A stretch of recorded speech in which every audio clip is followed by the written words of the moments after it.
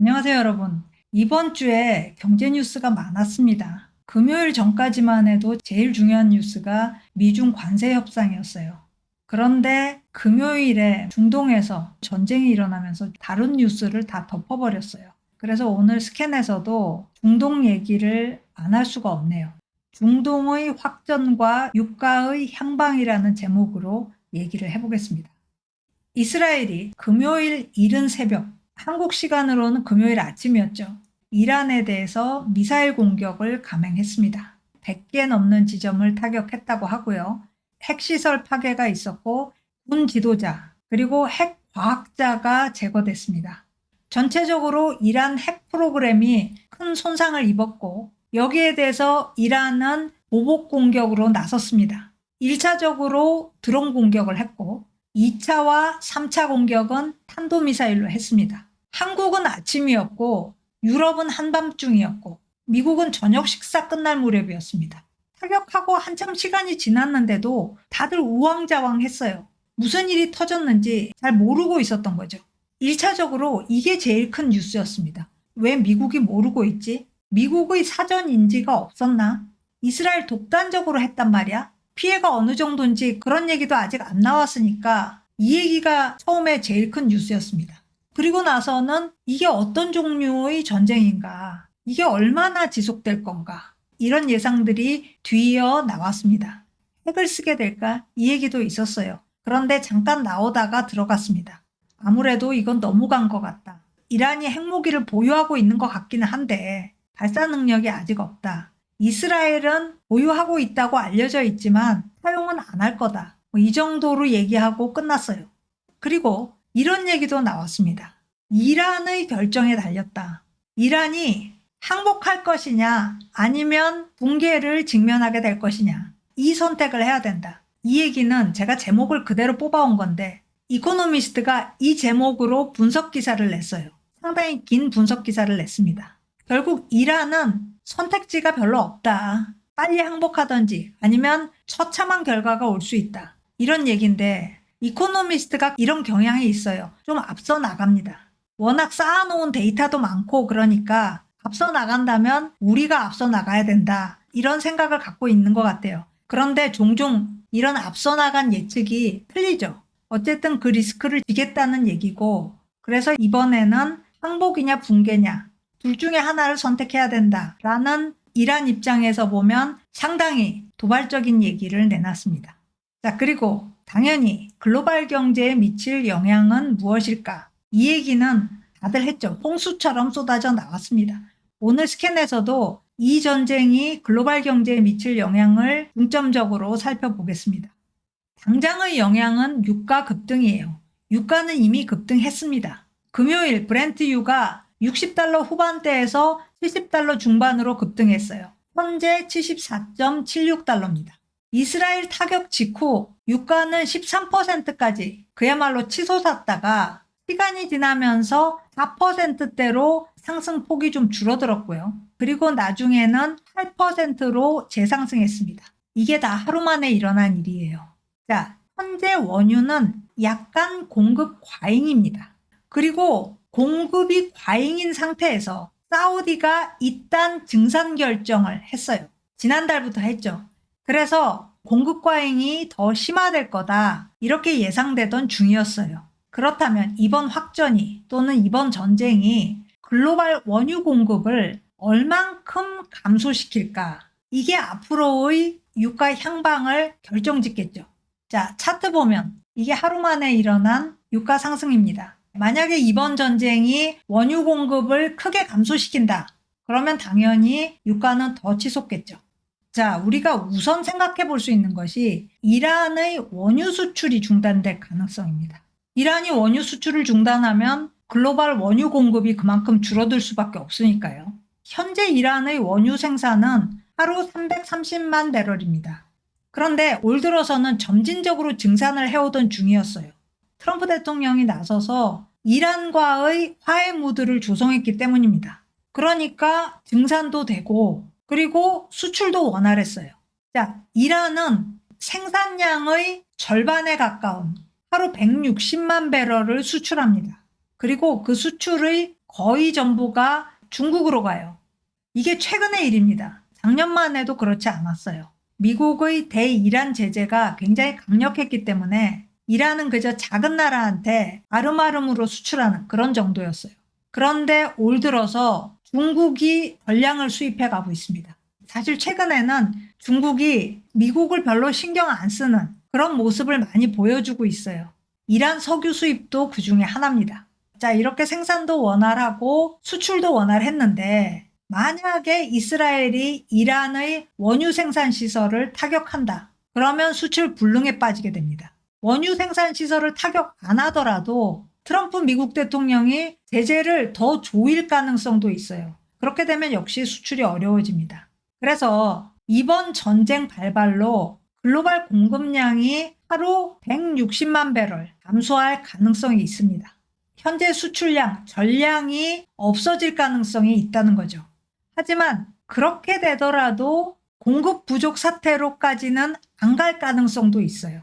세계는 이미 공급 과잉이고 거기에다가 사우디가 계속 증산을 하고 있어서 공급 부족으로는 안 갈 것 같다. 이런 예상이 있습니다. 그렇다면 왜 금요일에 유가가 급등했을까?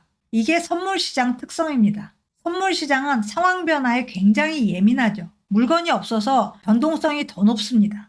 석유는 선물시장만 있는 건 아니에요. 현물시장도 있고 계약시장도 있습니다.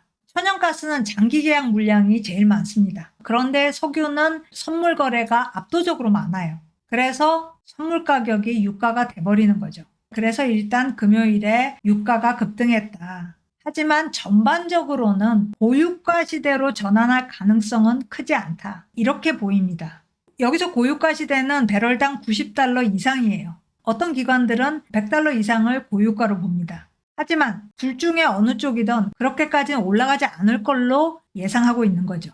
자, 그런데 더 나쁜 시나리오도 있습니다. 만약에 이란이 호르무즈 해협을 봉쇄한다면, 호르무즈 해협 여기입니다. 전 세계 원유, 해상 물동량의 30%, 그리고 천연가스의 20%가 이 호르무즈 해협을 통과합니다. 그러니까 만약에 이란이 이 해협을 막는다? 그러면 당연히 유가는 또 급등하겠죠. 하지만 과연 이란이 그렇게까지 하겠느냐? 미국의 심기를 거스르기는 어려울 것이라는 시각이 아직은 지배적입니다. 이란이 호르무즈 해협을 봉쇄하면 이란에 대한 제재도 훨씬 강화될 텐데 그렇게까지는 안 할 거다라는 거죠. 하지만 선례가 있습니다. 1980년대에 그랬어요. 1980년대에 이란이 호르무즈 해협을 막았죠.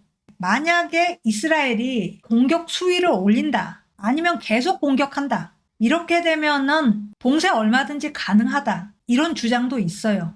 그렇다면 이스라엘이 공격 수위를 올릴 것이냐? 1차 타격 직후에 네타냐후 이스라엘 수상이 한 말이 있습니다. 우리는 계속 반복 공격할 것이다. 언제까지? 필요할 때까지. 그러니까 이번 전쟁의 목표를 달성할 때까지 이란에 대한 공격을 멈추지 않을 거라는 얘기예요. 목표가 뭔지 우리가 아직 정확하게는 모릅니다. 하지만 추측은 해볼 수 있죠. 이란의 무조건적 항복, 이란 지도부 제거 이런 걸 겁니다. 일단 이스라엘이 이 전쟁을 단기전이라고 생각을 안 해요. 우리는 장기전 준비하고 있다. 근데 이것도 최악의 시나리오가 아닙니다. 최악의 시나리오는 이란의 걸프 국가 유전 폭격이에요. 왜? 왜 아랍 국가들 유전을 폭격할까? 이란은 사우디를 위시한 걸프 국가들이 이스라엘에 협조적이라고 생각을 해요. 실제로 그렇습니다. 사우디는 이스라엘과 공존하고 싶어 합니다. 그래서 이란한테는 걸프 국가들이 적입니다. 만약에 이란이 완전히 코너에 몰린다면 걸프 유전 폭격할 거다. 그렇게 되면 유가는 배럴당 $120 이상으로 갈 수도 있다. 이건 JP모간이 금요일에 내놓은 예측입니다. 이런 시나리오들도 있어요. 자, 그런데 $100, $120 고유가 시대 여기까지 안 가더라도 유가가 10% 내지 20% 상승하는 거에 대해서도 충분히 벌벌 떠는 나라가 있습니다. 유가 상승에 대해서 가장 민감한 나라 미국입니다. 유가가 지금 10% 이미 올랐어요. 양국이 타격을 주고받다 보면 또 10% 오르는 거는 순식간일 겁니다. 그러면 미국이 이 상황을 왜 그렇게 두려워하느냐? 인플레 때문이죠. 그리고 그렇게 되면 금리를 못 내릴까봐 두려운 겁니다. 가장 최근 나온 미국 물가지표, 수요일에 발표됐습니다. 5월 CPI 2.4% 나왔고요. 근원 CPI는 2.8% 나왔습니다. CPI에서 에너지와 식품을 빼면 근원 CPI입니다. 근원 CPI가 더 높아요. 차트 보면 여기 있습니다. 이 얘기는 에너지 가격의 하락이 전체 CPI를 낮게 유지하는데 상당히 기여를 하고 있다는 소리죠. 자, 이번 주 수요일 월간 CPI 상승률은 0.1%였습니다. 4월 대비 5월의 CPI 상승률 0.1%. 그런데 에너지의 월간 상승률은 마이너스 1%였습니다. 한 달 사이에 1% 하락했어요. 상승률이 둔화한 것도 아니고 하락했습니다. 그러니까 당연히 CPI 상승률이 낮을 수밖에 없는 거죠. 미국인들에게 가장 가까운 에너지, 자동차 연료인 가솔린은 월간 2.6% 하락했습니다. 연간으로 보면 12% 하락했어요. 이렇게 하락을 거듭하고 있던 유가가 금요일 확전으로 분출한 겁니다. 3대 유종 중에 가격이 가장 많이 오른 유종이 서부 텍사스 중진류 WTI였어요. 그동안 억눌려 있던 가격이 마치 용암이 분출하는 것처럼 급등했습니다. 그동안 모든 원유 가격이 다 내려갔지만 WTI는 더 내려갔거든요. 그래서 벤치마크인 브렌트유와의 가격 격차가 배럴당 $5 이상으로 벌어졌어요. 그런데 WTI가 금요일에 하도 강하게 올라가는 바람에 이 격차가 $1 정도로 좁혀졌습니다. 결국 유가가 상승하면, 그리고 높은 유가가 유지되면 인플레는 가속화될 거다. 현재 미국 경기 둔화되고 있습니다. 경기 침체와 인플레가 더해진 스태그플레이션이 오고야 말 거다. 이런 공포가 있는 거죠. 스태그플레이션은 정책 위반자한테는 악몽입니다. 원래는 따로따로 와야 되는 건데 같이 온다. 그러면 스태그네이션에 집중해야 될지 인플레이션에 집중해야 될지 종잡을 수 없게 되는 거죠. 제롬 파월 연준 의장은 우리한테는 인플레이션 해결이 최우선순위다. 이렇게 얘기를 하고 있습니다. 그렇기 때문에 더욱더 스태그플레이션이 오게 되면 현재의 관세 정책을 고수할 수가 없게 돼요. 관세가 결국 인플레를 부를 텐데 아직까지는 나타나고 있지 않지만 인플레를 촉발시킬 텐데 지표로 인플레가 나타나고 있는데 고관세를 어떻게 유지할 수 있겠습니까? 불가능한 거죠. 이게 트럼프 대통령이 유가 상승을 두려워하는 이유입니다. 그래서 지금 공격당한 이란에 대해서 당장 협상하라고 강요하고 있는 거고요. 자, 그런데 세상에는 유가 상승을 무서워하는 사람들만 있는 게 아니죠. 석유 시장에 있는 다수의 참여자가 유가 상승에 사실은 안도의 한숨을 쉬고 있습니다. 사우디를 위시한 오페크 플러스 회원국들이 내심 환영하고 있는 건 물론이지만 원가 이하 생산을 우려하던 미국 석유업체들이 가장 열렬하게 환영하고 있을 겁니다. 물론 중동의 전쟁은 비극이에요. 하지만 이 비극은 슬프지만 그래도 유가가 오르는 것은 좋다. 이런 입장이죠. 사우디가 증상 결정하면서 안 그래도 너무 낮던 브렌트유 가격이 8% 추가 하락했습니다. 미국 기업 상황은 더 악화됐죠. 골드만삭스는 사우디의 증산으로 올해 공급 과잉은 100만 배럴에 달할 거고 내년에는 150만 배럴까지 과잉이 될 거다. 이런 분석을 내놨습니다. 그러니까 유가는 계속 하락할 수밖에 없다는 예상이었던 거죠. 미국 석유 기업들은 한쪽으로는 생산 더하라는 트럼프의 압력, 그리고 다른 한쪽으로는 생산 늘리고 있는 사우디의 압박, 이걸 견디고 있었던 겁니다. 왜 미국 기업이 특히 더 힘들었느냐? 두 나라 간의 손익분기점 차이가 있어요. 사우디는 손익분기점이 배럴당 $33입니다. 차트 보면 여기에요. 그런데 미국 기업들의 평균 손익분기점은 $65, 거의 2배나 높습니다. $65 이하로 떨어지면 손해보면서 생산해야 된다는 거죠. 그런데 최근 두어 달간 유가가 미국 기업 손익분기점 밑으로 내려갔어요. 이건 브렌트유입니다. WTI 가격은 더 내려갔죠. 자, 사우디는 사실 이 손익분기점 차이를 이용해서 증산으로 미국 생산자들의 낙오를 유도했습니다. 미국 기업들을 석유 시장에서 퇴출시키고자 했어요. 이게 사우디의 파악한 전략이다라고만 볼 수 없는 것이 미국이 생산량을 이렇게 늘렸습니다. 유가가 하락할 수밖에 없는 거죠.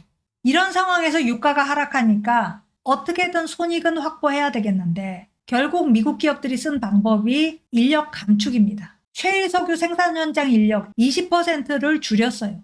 인력을 줄이면 생산량은 둔화되겠죠. 이런 지경입니다. 그런데 이번 사태로 미국 기업들이 활력을 다시 회복했다. 이런 얘기가 되는 거예요. 사우디 입장에서는 유가가 오른 건 반갑지만 치킨 게임에서는 실패했다. 경쟁자를 벼랑 밑으로 떨어뜨리지 못했다. 이런 아쉬움은 있을 겁니다. 그리고 사우디만의 문제도 있어요. 사우디의 비전 2030 시작하고 보니 예상보다 훨씬 고비용이에요. 금리와 인플레 때문에 비용이 어마어마하게 늘었어요. 그래서 IMF가 추산한 게 비전 2030을 추진하려면 원유가가 배럴당 92달러는 돼야 된다. 사우디도 유가 상승이 간절한 거죠. 자, 이번 전쟁 확전이라고 얘기할 수도 있지만 어떤 면에서는 트럼프 대통령 취임한 이후 처음 발발한 새로운 전쟁이라고 볼 수도 있습니다. 그동안 수년에 걸쳐서 지정학적 긴장 고조됐고 복수의 전쟁이 발발했습니다. 그럼에도 유가는 비교적 안정적이었어요. 하지만 이번에는 유가가 다른 행보를 보일 가능성이 꽤 있습니다. 미국이 이란과의 핵협정 또는 비핵화 협정을 원한 이유 중에 하나가 유가 하락입니다. 그런데 현재로는 트럼프의 계획과는 정반대 방향으로 상황이 가고 있어요. 자, 이번 전쟁으로 국제사회는 미국의 입장을 평가할 겁니다. 만약에 이번 사태로 미국의 신뢰성이 더 손상된다. 그렇게 되면 세계 경제 자체가 예측이 훨씬 더 힘들어질 겁니다. 자, 오늘 스캔 여기까지입니다. 고맙습니다.